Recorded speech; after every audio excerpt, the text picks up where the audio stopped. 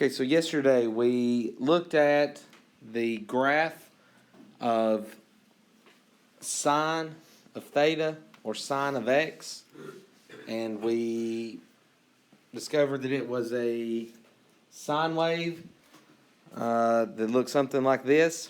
And so we should have the 5 key points written down somewhere. Those points for sine are 0, 0, pi over 2, 1, pi 0,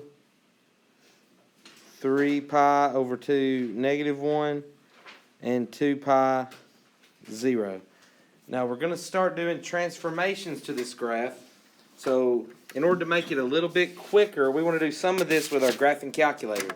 So first thing, let's turn it on. I want everybody to click window. Okay, so normally we make our window be from negative 10 to 10. But not here, right? If you think about the way we graphed it yesterday, those x values were in terms of radians. So let's make our x minimum 0, and let's make our x maximum 2 pi. So again, pi is right underneath the clear button. You have to click second pi. Alright, then once you scroll down, you should see x max becomes like 6.28318, 5307. Right, that's 2 pi. And then our x scale. So that means, what did we want each tick mark to represent? Well, yesterday we were going pi over 2, pi. 3 pi over 2, 2 pi. So we want every tick mark to be pi over 2. So I'm clicking pi divided by 2, and I get 1.5707. Okay, and then what was our y values? Well, our y values went from 1 to negative 1. So to make sure we can see all that, let's make our y minimum be negative 1.5 and our y maximum be positive 1.5 with a y scale by 1. And has everybody got the window set? Would you say for the y max? 1.5. Because we said the maximum y was at 1. So in order to see that, I want to see above it. You could put 2. Alright, I just said 1.5. You have to hit the division bar. You gotta put in pi, and then just put divided by 2. And you said the minimum was 2. Which minimum? Y minimum? I put negative 1.5. You could put negative 2, that's fine. We talked about it yesterday, how the y values go from 1 to negative 1. 1 to negative 1. Okay, now I'm clicking. Has everybody got their window set? What was the max? Y max? 1.5. Y scale by 1. I'm clicking y equals. If you have any equations in there, clear them out. Alright, we want it to be clear. And now we're going to graph sine of x. So you click your sine button, your x button, which is right beside alpha, right for your variable, and then I'm going to click graph.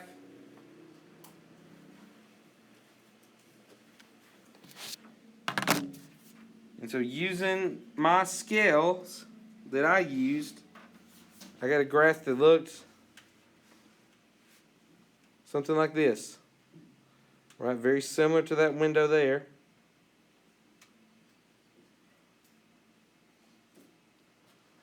Everybody get that?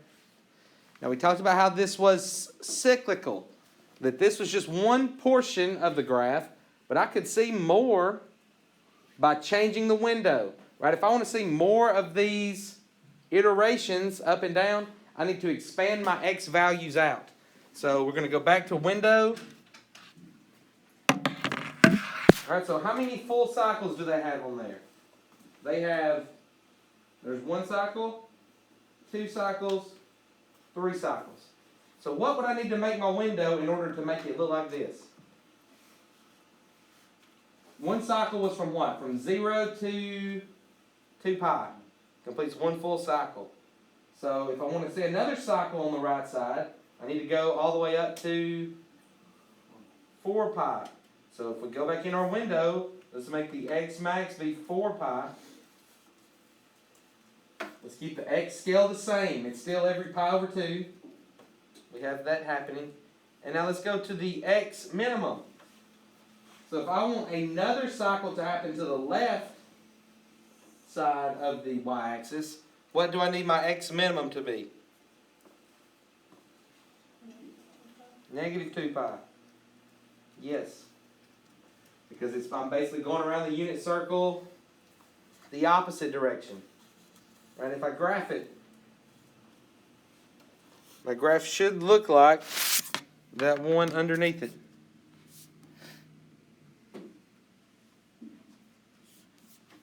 And here is my graph. Any questions about why we chose those scales? Every 2 pi, the graph repeats itself. Right? Because I'm going all the way around the unit circle one time. Every 2 pi. Okay, this is called a periodic function. So right here is the definition of a periodic function. If y equals f of x is a function, and a is a non-zero constant, such that y equals f of x plus a for every x in the domain, then f is called periodic. So what this is saying is, think about in terms of our transformations. What's this plus a doing to my transformation? It's on the inside of my function, so inside moves it left and right. It does the opposite of what it says it's going to do. So plus a means it's going to go left a. Minus a means we're going to go right a. So what this is saying is, I can shift the graph left or right by some value, and I can make the graph go directly on top of itself. Right? Imagine.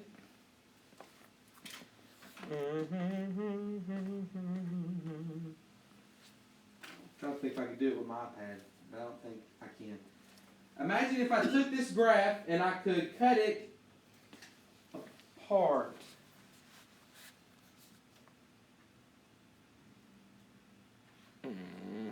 Come on.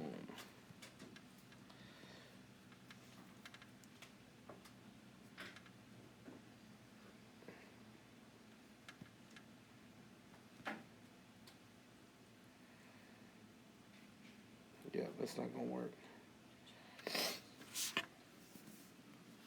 Let's see if I can crop. I'm trying to think. This would be a great example if I could do it.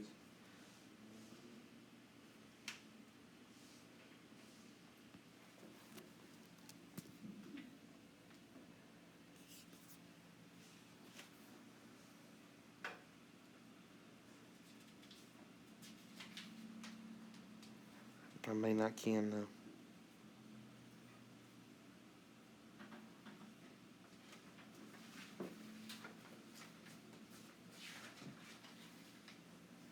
It's close enough.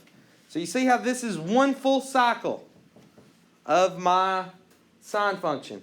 So what this is saying is, can I shift this one cycle left or right to such a number that it maps directly on top of itself?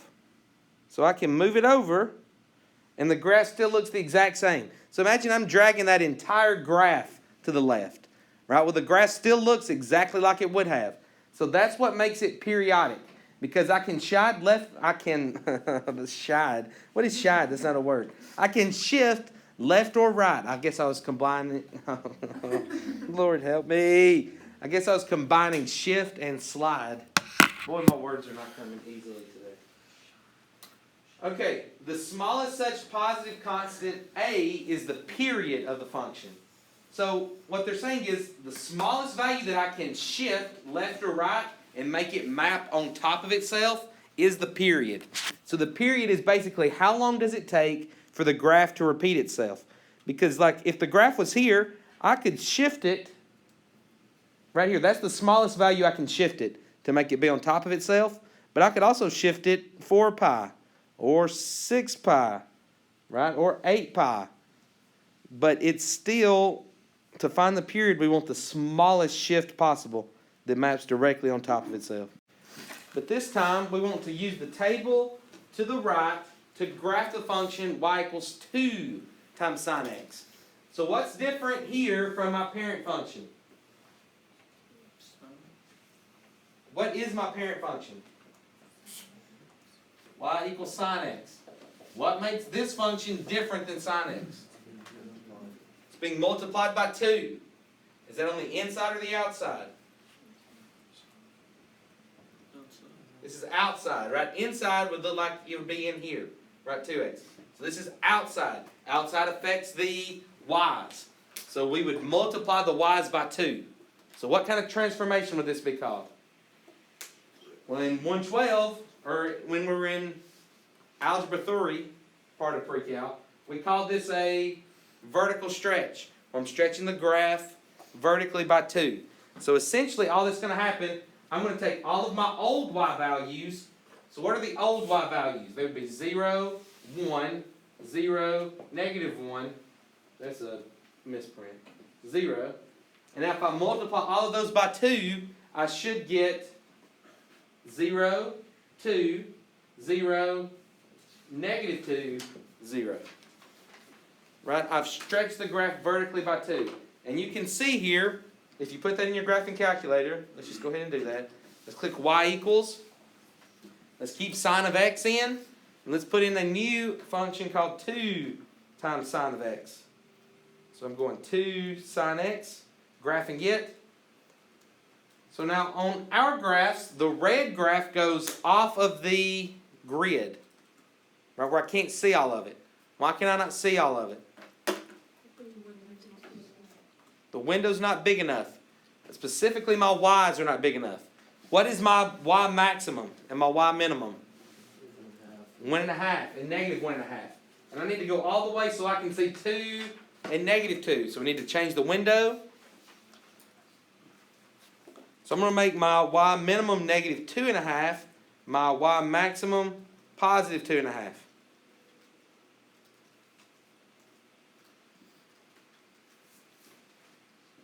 Okay? So now I can see all the red.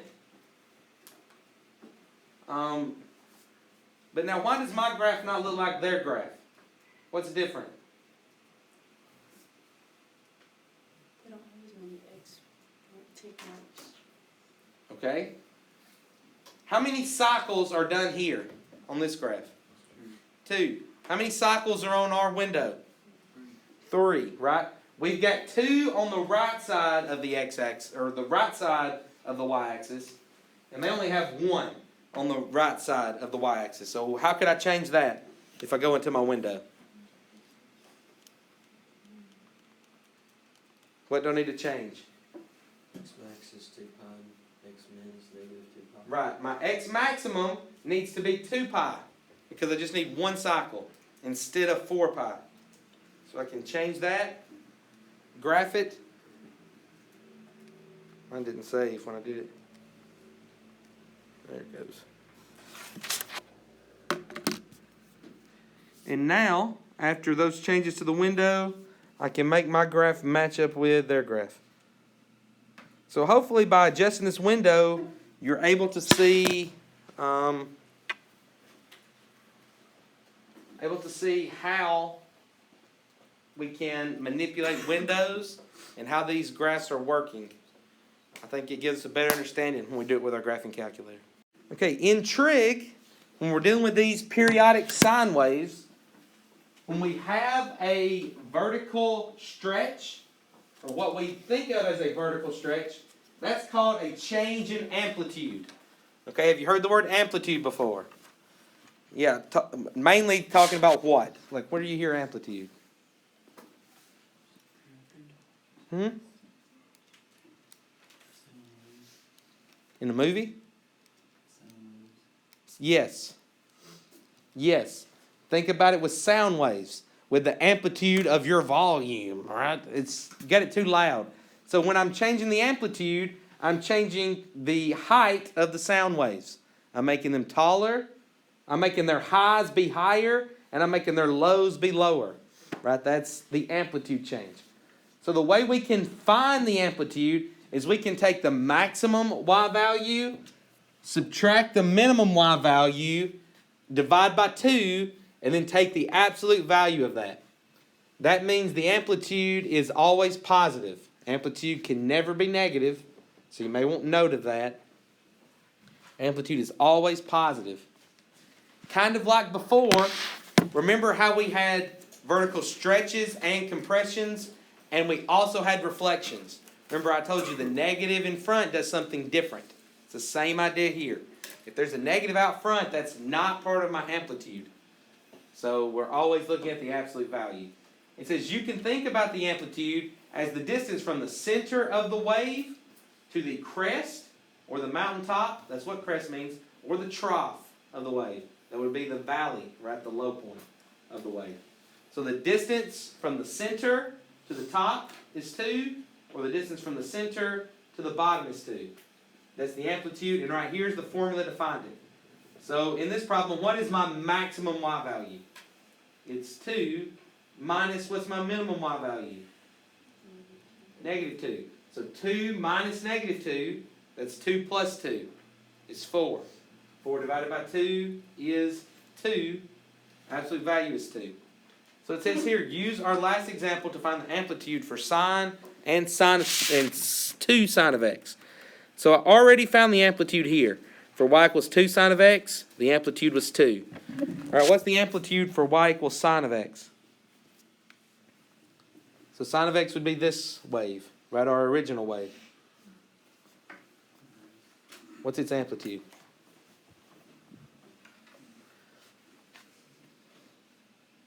Just more confidently is what I'd like for y'all to say. Yes, 1, right? From here to the highest point is 1. The lowest point is negative 1. So 1 minus negative 1, that's 1 plus 1, is 2. 2 divided by 2 is 1. Okay, so we looked at our first parent function as sine. The graph that's most similar to sine is cosine. So let's find the 5 critical points of cosine. So what I want you to do is think about how we could find those critical points. So again, after I've given them to you, you can just memorize them. Okay? But for me, again, I hate memorizing, so I never memorize the critical points. I always find the critical points from the unit circle. So if I'm looking at the graph of cosine, in the unit circle, what is cosine equal to? The x value. Sine was equal to the y value. Cosine is equal to the x value. So if I rotate to my 5 critical points, which are going to happen on the axes. Right, so the first one would be if I rotate nowhere. Okay, what's my x value when I rotate nowhere? What's this point? It's the point 1, 0. So the x value is 1. So when I've rotated nowhere, cosine is 1. Now when I rotated nowhere, what was sine? Sine was 0, right? Sine started at the origin, but cosine does not start at the origin. Cosine starts with a y value of 1. Now my next rotation that gets to an axis would be pi over 2, or 90 degrees. At pi over 2 rotation, what is my x value? 0. This is the point 0, 1. Do y'all understand what I'm saying when I say that? Y'all just quiet? Or no, you don't understand? I'm just tired. Okay, thanks.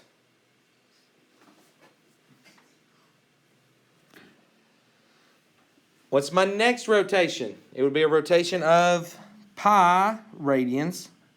And then what's the y value when I rotate pi? Not the y value, I'm an idiot. What's the x value when I rotate pi? It's negative 1. Then my next rotation would be 3 pi over 2. The x value would be 0. And then to complete my rotation, I'm coming back to where I started, which would be 2 pi. And the y value there is 1. I mean the x value. God, get out of sine. The x value. We're doing cosine. The x value is 1. So these are my 5 key points for cosine. Okay, so what we want to know is, what's the period of cosine? How long does it take it to do a complete rotation to make the graph look just like it used to? Would, in 5 critical points, wouldn't like it be 1, 2 pi? Or, No. So what you're thinking about,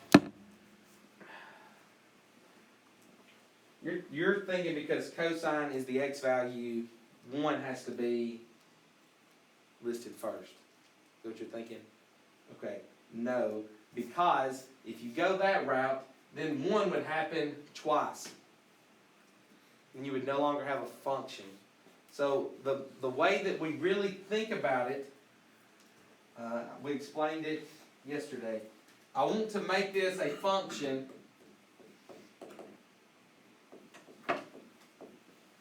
where my x value is the thing that can change over and over and over. So it's how much did I rotate. So x value is always how much did I rotate on the unit circle. And then our y value is what do we get out once we do this ratio. So for cosine, that would be adjacent over hypotenuse. So don't crisscross those wires. We're taking the unit circle and we are putting it on basically a timeline, right? Where x represents the time that I'm going around the circle. And the y value is what do I get when I go around the unit circle. So that's true for either sine or for cosine.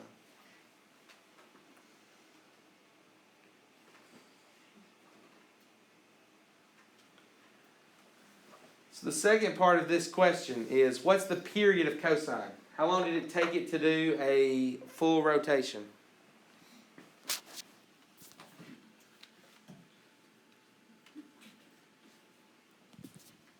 Two pi radians. How long did it take for the y value to get back to be 1? I had to do 1 full rotation all the way up to 2 pi. Right, it was 1 here, and it never became 1 again until I got back to 2 pi. So it took it 2 pi to do a full revolution.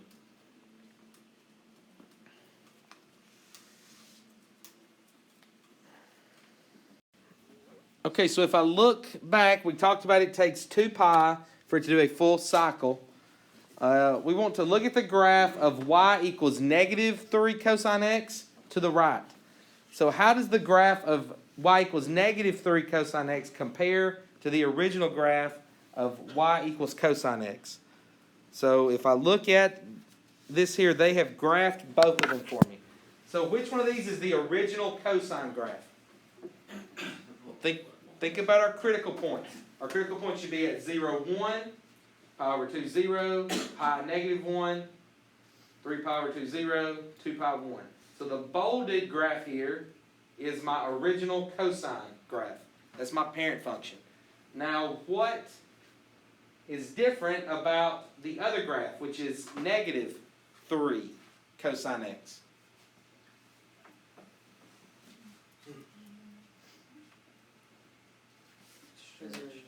It is stretched, so we have an amplitude change. What would the amplitude of the new graph be? The amplitude is 3. Right? Right here's the center of the graph. It reaches a height of 3. It reaches a low point of negative 3. So one change will be it has an amplitude of 3. What other change do you notice? Say it again. It has been reflected.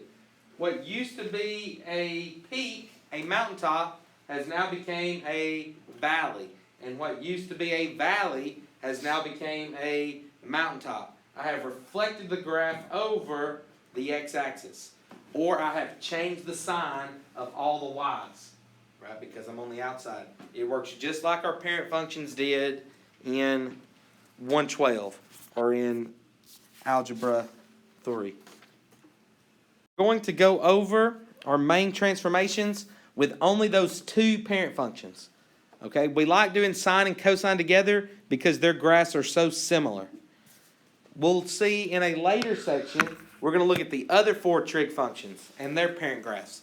But now, tangent and cotangent are kind of their own thing, and then secant and cosecant are kind of their own, like, grouping together. But all of those are more difficult to deal with because you have asymptotes on those graphs. So we talk about those later. Sine and cosine have no asymptotes, so they are beginners. So we discussed transformations and how they affect a parent function. So how is the graph of function y equals 3 radical x different from the graph of the function y equals radical x? So the difference was it's being vertically stretched by 3. So in Math 113, this has a specific name, and it's called amplitude. So we've already talked about this once. So we can find the amplitude by the number being multiplied out front of our parent function. Whatever that a is, that changes the amplitude. Now remember, amplitude is always positive. The negative is a reflection.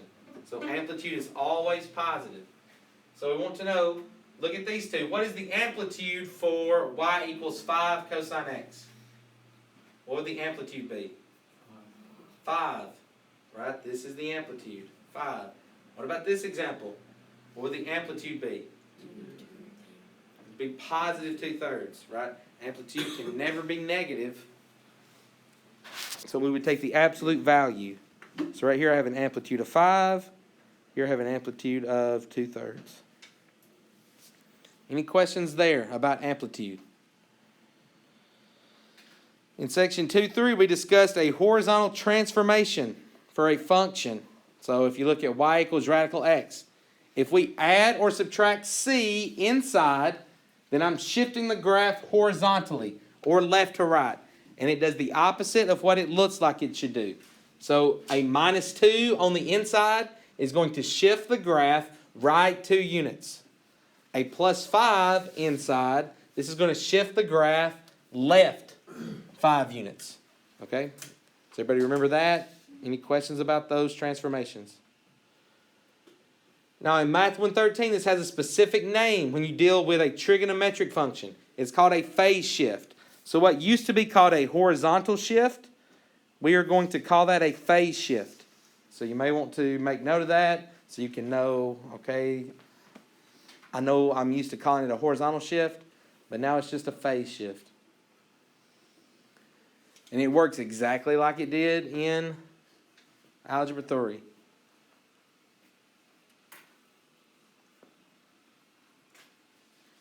So here's the deal. If I looked at this, y equals sine of x minus c, this is going to shift the graph which direction?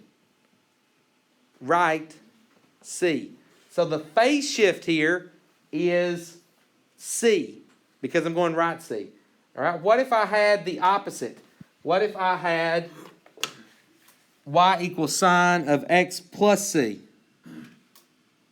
Then what would the phase shift be? Negative c. Right? It's going to be the opposite sign of what's in front of it, because that tells me which way I am shifting. Okay? So when I look at these, the first one says, what's the phase shift for y equals sine of x minus pi over 6? It's going to be positive pi over 6 is my phase shift, which tells me I'm going to shift to the right pi over 6. Okay, and B part here, what would my phase shift be? It is going to be negative pi over 3. I'm shifting the graph left pi over 3.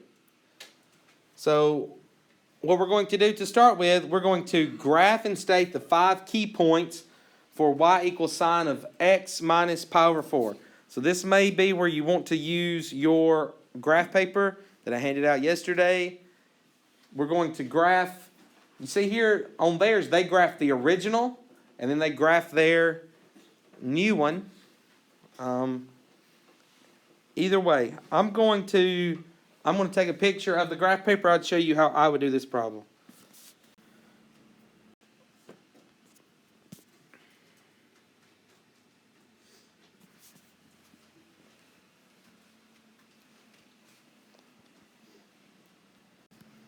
Okay, so I'm graphing y equals sine of x minus pi over 4. So the first thing I would do is I would identify my parent function and get the 5 critical points from that parent function. So because this is a sine wave, sine is my parent function, I need to write my 5 critical points for sine. So those would be 0, 0, pi over 2, 1, pi 0, 3 pi over 2, negative 1, and 2 pi 0. So you've got two options. You have to memorize these, or you have to know how to find them by rotating around the unit circle. Right? I've got to the point now I have them memorized. When I was in school, I used to always draw my unit circle. I knew sine was the y value, and I would just go around the unit circle and put in the y values. Right, Hall? Yeah, exactly. Okay. That's why I don't feel sorry for test grades. I should just quit scaling them. You are so empathetic. It doesn't matter anyways. Okay. When I look at my blue graph, what's different here? I have a phase shift. That phase shift is to go right pi over 4. So I have a phase shift going right pi over 4. So phase shifts affect which value? The x value or the y value? The x's. So I need to add pi over 4 to all of my x values. So what used to be 0, 0 is now pi over 4, 0. What used to be pi over 2, 1 is now 3 pi over 4, 1. So you can either put that in your calculator or you can learn how to add fractions. Right, what am I adding? I'm adding a half and a fourth. 1/2 plus 1/4 is 3/4. Because 1/2 is the same thing as 2/4. Now the next one, I've got 1 whole pi and I'm adding a quarter pi. So I have 1 and 1/4 pi, or the way we write that as an improper fraction is 5/4 pi. 0. Now this would be 6 pi over 4 plus another pi over 4. So that's 7 pi over 4, negative 1. And then I have 8 pi over 4 plus pi over 4. That's going to give me 9 pi over 4.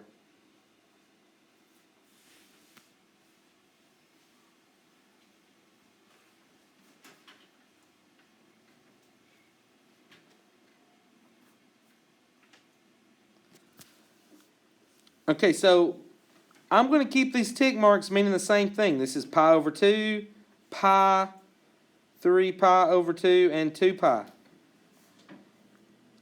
And now with the red, what have I done? I've shifted everything to the right, pi over 4, which is just halfway. So this becomes pi over 4. This becomes 3 pi over 4, 5 pi over 4, 7 pi over 4, and then 9 pi over 4 would be somewhere over here. Right? It's the halfway point of all those tick marks. And now I just have to put this on the graph. So at pi over 4, I should be at 0. At 3 pi over 4, I should be up at 1. 5 pi over 4, I'm at 0. 7 pi over 4, I'm at negative 1. And then right here at 9 pi over 4, I'm back to 0. What just happened? There it goes.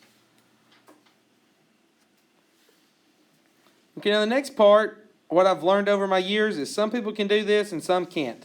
And I don't know why. But you need to fill the pattern out the rest of the way. So continue this pattern on the left side of the graph. So what's happening? I always start over here. I went down, up. So what's my next point have to be? Down. Right, it should be down here at negative 1. So I'm at negative 1. Then where's the next point at? Back to 0. Then I'm up at positive 1. Back to 0. So I'm filling out the rest of the graph just by following the pattern.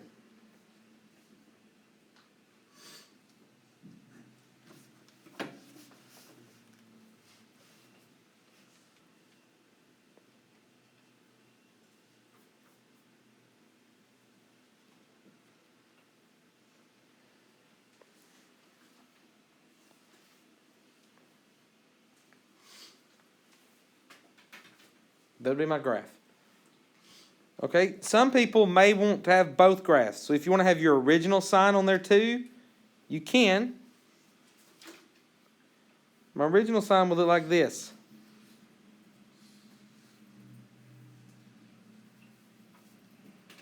Because for some people that helps them visualize, what have I done?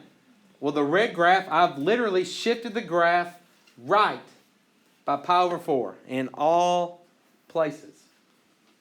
Right here I got a little too close together. This red one should be a little bit more to the right.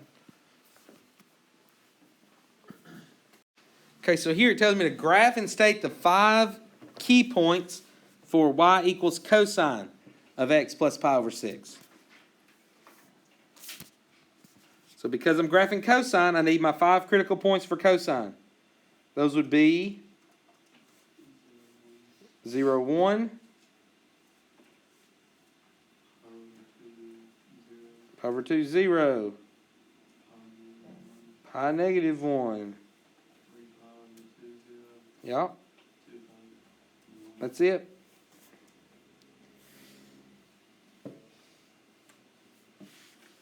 And now, what kind of transformation has occurred here to my graph? I'm going left, pi over 6. So, if I had to identify it, that's a phase shift, and the phase shift is negative pi over 6, because I'm going left, pi over 6. Any questions there about identifying it? So now, because it's a phase shift, that's affecting the x values. So I'm going to take every x value here, and I'm going to subtract pi over 6. Or I'm going to subtract a sixth. So the first one, surely y'all could do that. What's 0 minus pi over 6? Negative pi over 6. All right, is everybody good with that? Okay, what about pi over 2? So that's a half, right? So a half minus a sixth. Well, a half is the same thing as 3/6. So 3/6 minus a sixth is 2/6, which can simplify to be 1/3. So that would be 1/3 pi, which we write as pi over 3. So we've got pi over 3, 0. Now, if I had a whole pi and I took away a sixth of a pi, now I'm going to have 5/6 pi, or 5 pi over 6, negative 1. Okay, the next point was 3 pi over 2. So if I get a common denominator, that's going to be 9 pi over 6. 9 pi over 6 minus pi over 6, that would be 8 pi over 6, which simplifies to be 4 pi over 3. And then 2 pi, that's going to be 12/6 minus a sixth is going to put me at 11 pi over 6, 1. And again, you're going to have your calculator. You can do all that math with your calculator. I'm just trying to teach you how to do mental math. Okay, so the hardest part here is going to be making these points appear on my graph. So here's what some people try to do. Some people try to take these tick marks and then just match them up. Okay, the problem with that is, if you make this become pi over 3, then every tick mark is evenly spaced. So if this is pi over 3, then this would be 2 pi over 3. And then 3 pi over 3. So it doesn't fit the graph the way you need it to.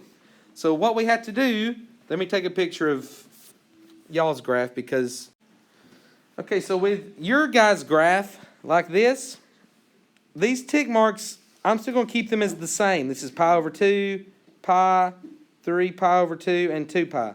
There'll be a time I will change those, but it's not with a phase shift. Okay, when we start doing period changes, then we will change the x values, but not yet. So what's really happening? Everything's getting shifted left pi over 6. So the way I think about it, this is 3 pi over 6. So if I want this to be 0 pi over 6, and this is 3 pi over 6, then I need to have 1 pi over 6, 2 pi over 6, 3 pi over 6. So I need 2 tick marks between them that are evenly spaced. This one represents 1 pi over 6, 2 pi over 6, 3 pi over 6. 4 pi over 6, 5 pi over 6, 6 pi over 6.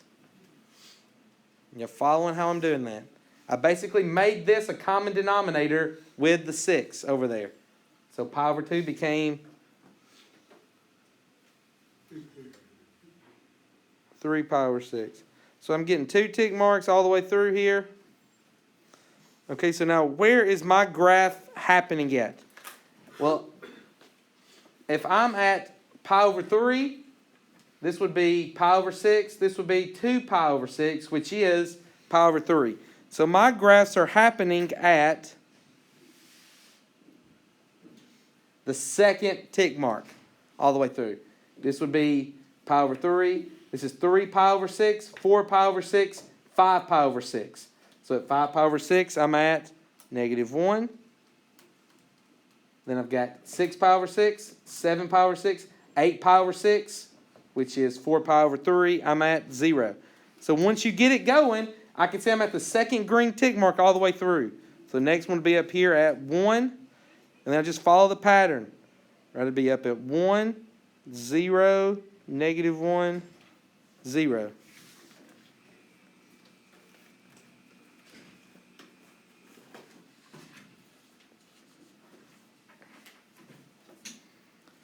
Any questions about phase shifts?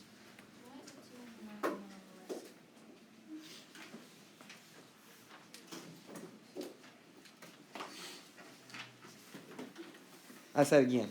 Why is the 2 tick marks allowed in one line? Where the dots are. Yeah. From every tick mark, it's 2 away.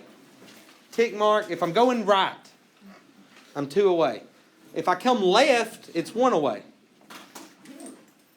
You see what I'm saying? So if you think about it that way, if you go from 0 backwards left, then you're 1 away. So what really happened is, like if you want to talk about logistics, what happened? We took the tick mark, it's supposed to be here, at pi over 2, 0, and we shifted it 1 left. I took this one and went 1 left, 1 left, 1 left. And so from here it's still 1 left, 1 left, 1 left, 1 left. Just gotta, it's one of those things you gotta think through. I don't know a good way to explain it.